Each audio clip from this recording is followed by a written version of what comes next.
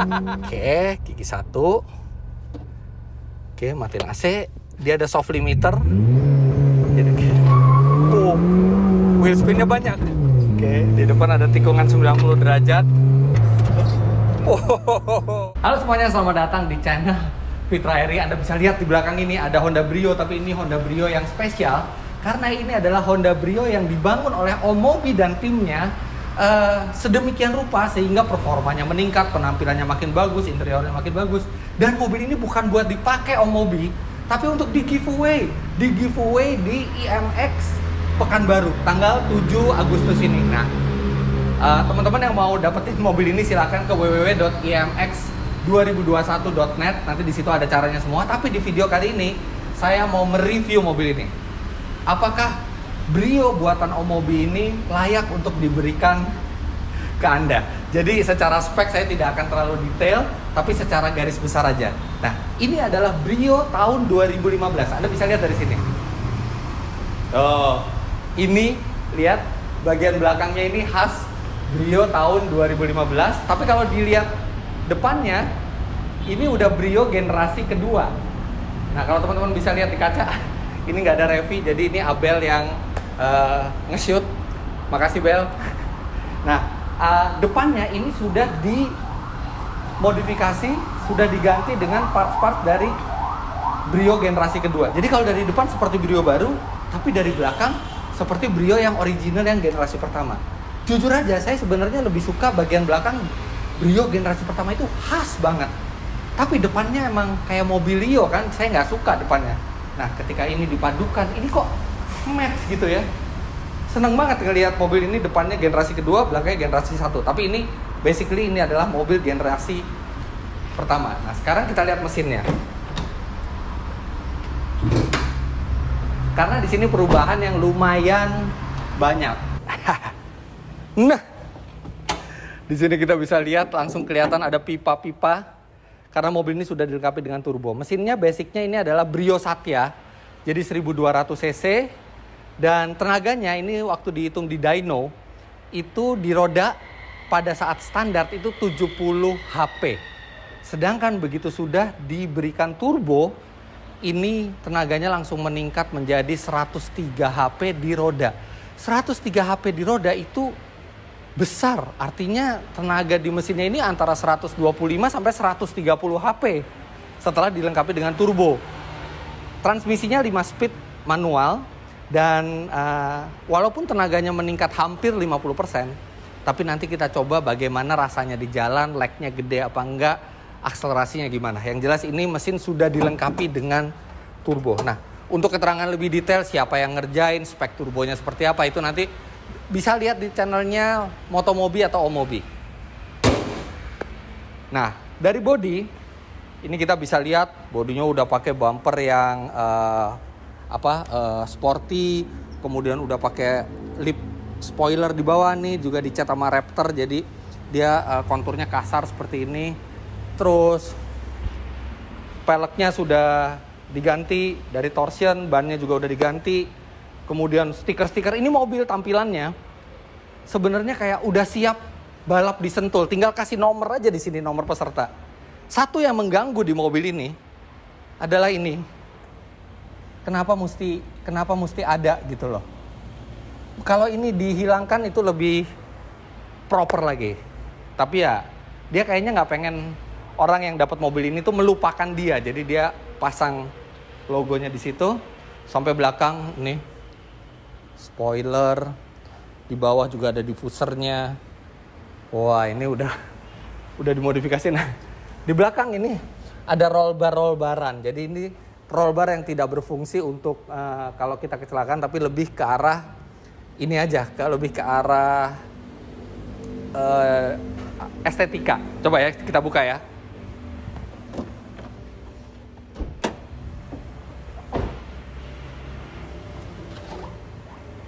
Nah, karena tempat duduk belakangnya masih ada, jadi bener-bener ini cuman buat keren-kerenan aja. Sama dia ada satu fungsi lagi, karena dia menghubungkan kiri dan kanan. Jadi ini sedikit banyak menambah rigiditas bodi juga. Oke, nah sekarang kita lihat ke bagian dalamnya yuk. Oh ya, ini lampu juga udah dibeningin dan ada efek smoke sedikit. Nah, di bagian belakang, ini interior juga dikerjakan sebagian oleh Vertu Concept. Vertu Concept itu sebenarnya modifikator saya tuh, cuman lihat deh, bagian dalamnya sekarang udah bludru. Wow. Dan coba Bel, dari sebelah sana Bel.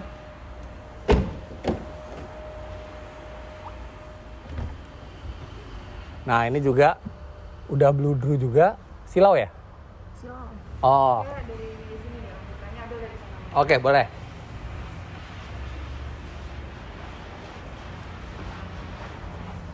Nah, ini joknya udah jok racing, carbon fiber belakangnya. Dan ini jok standarnya Brio, tapi sudah dilengkapi, udah dilapis dengan bludru. Kemudian yang menyolok di sini adalah semua panel-panel ini tadinya warnanya beige. Termasuk juga dashboard, dan ini untuk menambah unsur sport ini semua dicat hitam. Tapi cat hitamnya ini bagus sekali, jadi dia kerasa seperti aslinya. Ini juga Vertu Concept yang ngerjain, dan plafon juga hitam. Jadi lebih, nah ini manual 5 speed. Ini ada tulisannya Mugen di sini. Instrumen semua masih standar, tapi setir ini sudah diganti racing dan offsetnya lebih ke belakang. Jadi mestinya posisi nyetirnya lebih enak. Kita coba.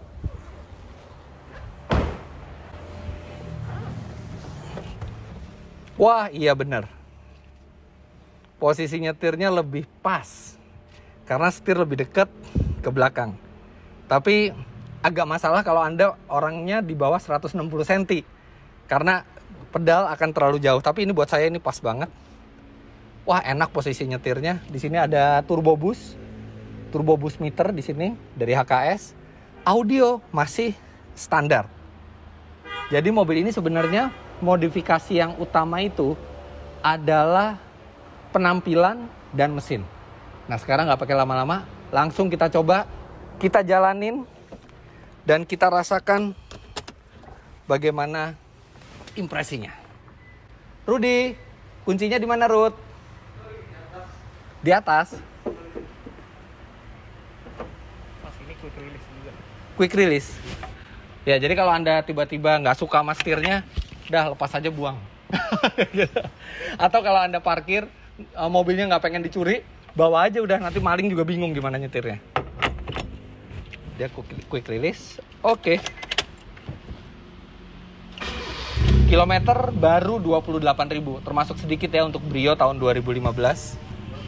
AC masih bisa, masih bekerja, masih dingin, dan suara knalpotnya juga oke nih.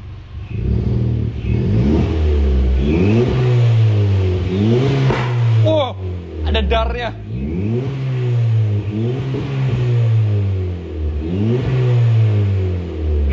Ada dar tadi. Oke, langsung kita bawa jalan, dan saya juga sudah bawa alat khusus mengetes akselerasi. Jadi kita akan tahu akselerasi persisnya mobil ini berapa.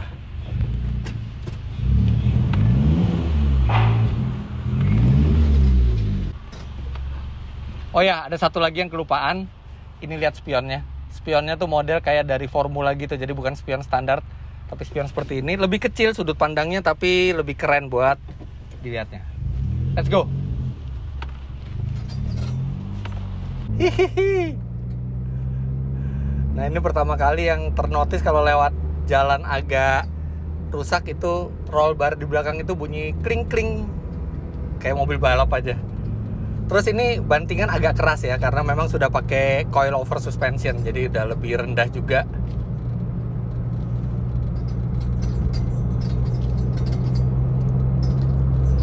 Berasa bawa mobil isom. Oke, sekarang kita langsung ke tol aja, dan kita akan menuju satu tempat yang kita bisa ngetes handlingnya, kita bisa ngetes rasanya lebih presisi. Oke, sekarang kita masuk tol.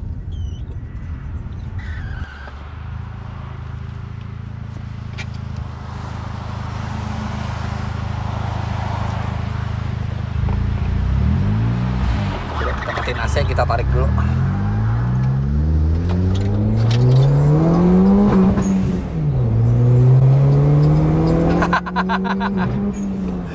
Cepet banget sampai limiter. Tidak meledak-ledak ya tenaganya, tapi jauh lebih besar dibandingin Brio biasa, apalagi ini Brio 1200. Jadi tetap ada lag-nya ya, kayak kita pakai gigi 3 nih sekarang. Kita injek gaspol, lag, baru tenaganya keluar. Dan ketika tenaganya keluar itu tuh ada wup,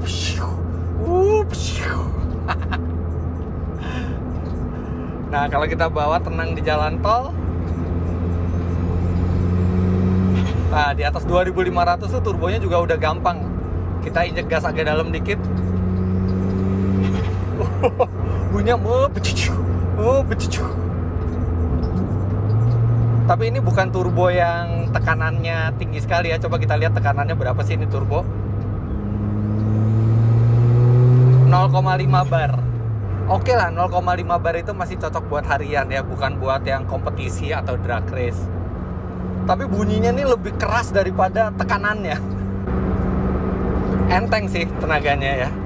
Tapi kita belum tahu 0-100-nya berapa. Mesti dites. Ini sih kalau bawa ini sih nggak peduli larinya. Bunyinya aja nih udah bikin kerasa spesial gitu. Ini sih istri saya ngomel kalau saya bawa mobil kayak gini, udah bantingannya keras, suaranya berisik lagi.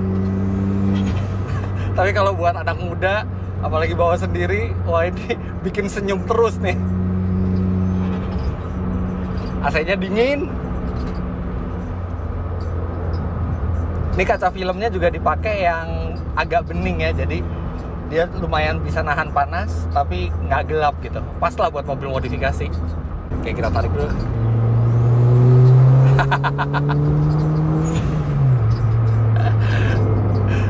Oke, sekarang kita udah sampai di bekas trek balap BSD ya. Di sini lebih sepi dan jalannya satu arah, jadi kita bisa coba nikung agak kenceng.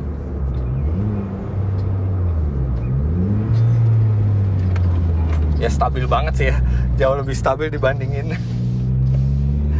Brio standar. Oke, di depan ada tikungan 90 derajat.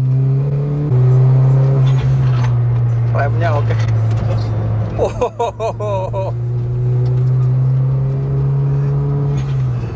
Nikungnya kayak mobil balap. Apalagi suaranya.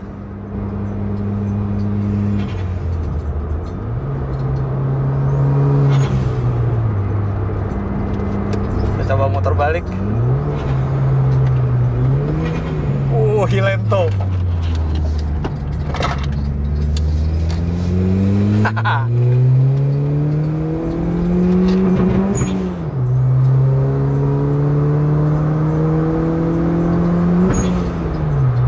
Di atas 4000 tuh enak banget. Oke, kita coba sekarang akselerasi 0 sampai 100-nya. Saya udah bawa alat spesial buat mengukur secara presisi. Kalau normalnya Brio 1200 cc manual tuh 0-100-nya antara 12 sampai 13 detik. Iya, memang pelan karena HP-nya pun juga nggak terlalu besar.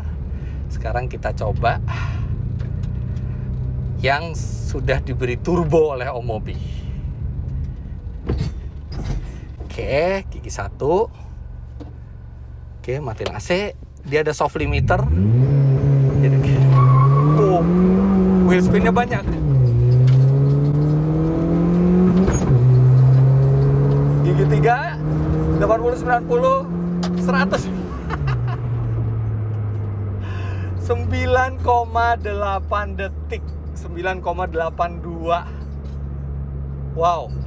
Itu dengan wheel spin yang cukup banyak ya. Tapi ya memang tenaganya besar, jadi di bawah 10 detik ini akselerasinya 0 sampai 100. Dan tadi sambil jalan ke sini itu saya tes konsumsi bahan bakarnya. Memang jalanannya agak lancar, itu masih bisa 120. Karena mesinnya ini nggak diubah apa-apa, dia cuman turbo dan injektornya. Dan injektor itu baru ngeluarin bensin banyak ketika memang dibutuhkan. Jadi begitu di jalan normal, dia tetap hemat mirip dengan Brio biasa. Tapi begitu ditarik 0-100 di bawah 9,8 detik. Artinya performanya sudah jauh meningkat dibandingkan standar. Oke, gimana kesimpulan saya tentang mobil ini? Kita ngomong kelebihan dan kelemahannya dulu dari Brio ini. Kelebihannya yang pertama jelas tenaganya meningkat dan surprisingly masih bisa dipakai sehari-hari asal jangan ke tempat yang off-road gitu ya. Masih posisi duduk nyaman. Kemudian dia juga interiornya jadi lebih sporty dan lebih enak aja ngelihatnya kalau hitam seperti ini. Jok jelas bahannya lebih bagus.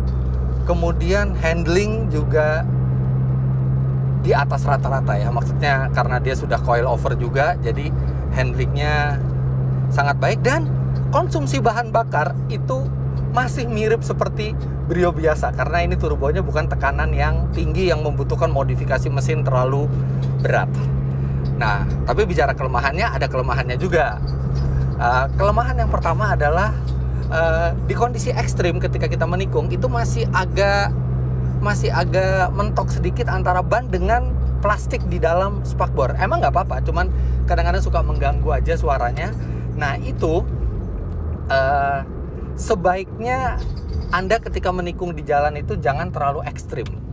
Kalau tidak mau mendengar suara mentok ke plastik itu. Tapi kalau Anda bisa sampai mentok ke plastik, artinya Anda menikungnya terlalu ekstrim seperti saya tadi. Artinya kalau buat pemakaian normal nggak masalah. Dan suspensinya juga nggak yang keras-keras banget gitu. Kemudian kelemahan kedua adalah audionya masih standar. Tapi ya buat apa juga, karena kita lebih enak ngedengerin suara musik kan. Kemudian kelemahan ketiga itu spionnya ini emang unik untuk dilihat. Tapi dia sudut pandangnya lebih kecil dari spion standar dan dia tidak bisa diubah secara elektrik, jadi harus pakai voice command, minta temen benerin spionnya. Dan satu lagi adalah posisi berkendara. Menurut saya posisi berkendara ini pas banget buat saya dan enak banget. Loh, kenapa jadi kelemahan? Karena ini kursinya cuma bisa maju mundur, tidak bisa naik turun, tidak bisa reclining, dan setirnya juga tidak bisa teleskopik. Jadi buat Anda yang terutama yang postur tubuhnya itu di bawah saya tingginya 177 cm, akan mendapati bahwa setir ini terlalu tinggi. Ini aja sekarang setirnya tuh pas banget di bawah kaca. Kalau saya lebih pendek lagi, setir ini akan menghalangi pandangan ke depan dan jarak pedal juga terlalu jauh. Ini jadi ketika misalnya Anda yang menang mobil ini, pastiin Anda cocokin dulu posisi berkendara Anda. Minta mekanik dari mobil ini untuk cocokin dulu, karena ini sebenarnya bisa di style-style walaupun manual. Baru abis itu Anda pakai. Kalau Anda dapat yang kondisi seperti ini, Anda tingginya harus minimal sesaya. Tapi overall ini menarik sekali, benar-benar modifikasi sport yang masih legal buat dipakai jalan raya, masih bisa bawa teman-teman, bawa penumpang, dan masih cukup hemat dan tenaganya juga kuat. Dan yang the best part dari ini mobil adalah untuk mendapatkannya gratis. Anda tinggal ikuti caranya di www.imx2021.net dan di situ ada caranya semua.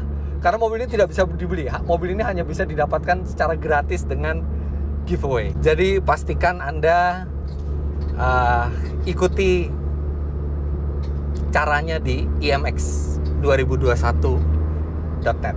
Oh ya, ada satu lagi kekurangan saya lupa. Jadi ini ketika kita ngelihat spion ya, nggak ada masalah, visibilitas masih oke. Tapi ketika di spion itu di atasnya ada tulisan kami suka turbo, kemudian di bawahnya ada tulisan Motomobi, dan di tengahnya ada gambar tengkorak. Itu sangat mengganggu ketika saya melihat spion. Jadi udah spion nggak usah dilihat aja. Tapi overall seperti itu mobilnya. Jadi jangan lupa Anda klik like bila menyukai video ini, komentar di bawah, dan subscribe ke channel Fitra Eri jika Anda belum. Subscribe juga ke channel Motomobi dan Omobi. Terima kasih banyak Anda sudah menyaksikan. Sampai jumpa di video selanjutnya. Bye bye. Tuh, videografernya Abel. Bye bye.